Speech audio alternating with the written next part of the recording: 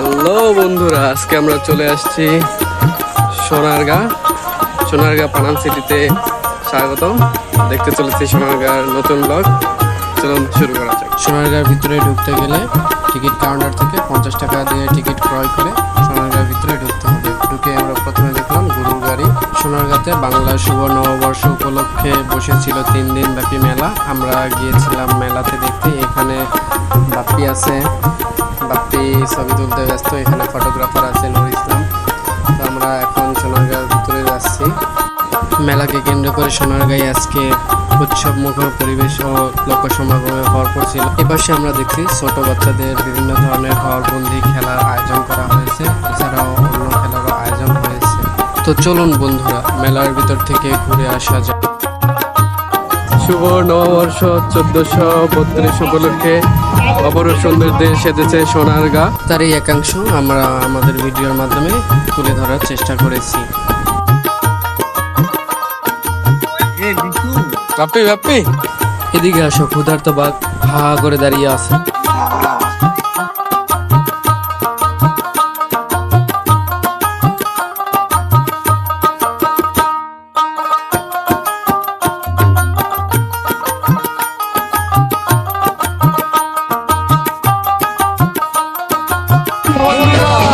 আমরা চলে এসেছি সোনারগাঁ।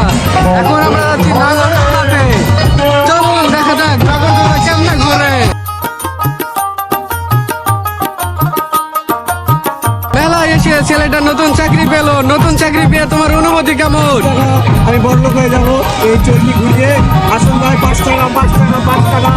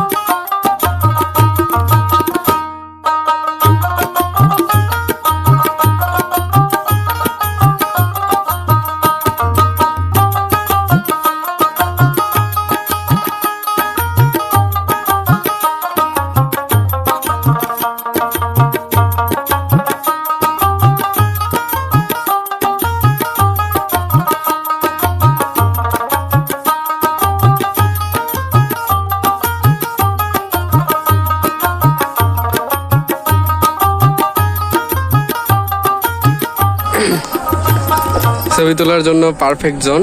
এখানে ফটোগ্রাফি অনেক সুন্দর আসবে। এদিকে যে ভাইয়েরা ছবি উঠাচ্ছে।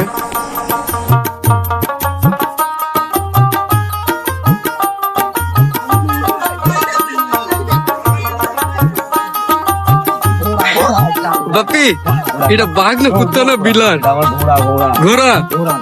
তো কুত্তার মতো সাইজ, কুত্তার মতো সাইজ। কি করবেন, আমার ঘোড়া ঘোড়া।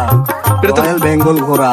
কুত্তার মতো সাইজ। রয়্যাল বেঙ্গল ঘোড়া। না না না না, আমি মানি না। এটা হলো কুত্তাই। রয়্যাল বেঙ্গল ঘোড়া। এটা কুত্তাই। রাতে ওড়ে, দিনে ঘুমায়, রাতে ওড়ে।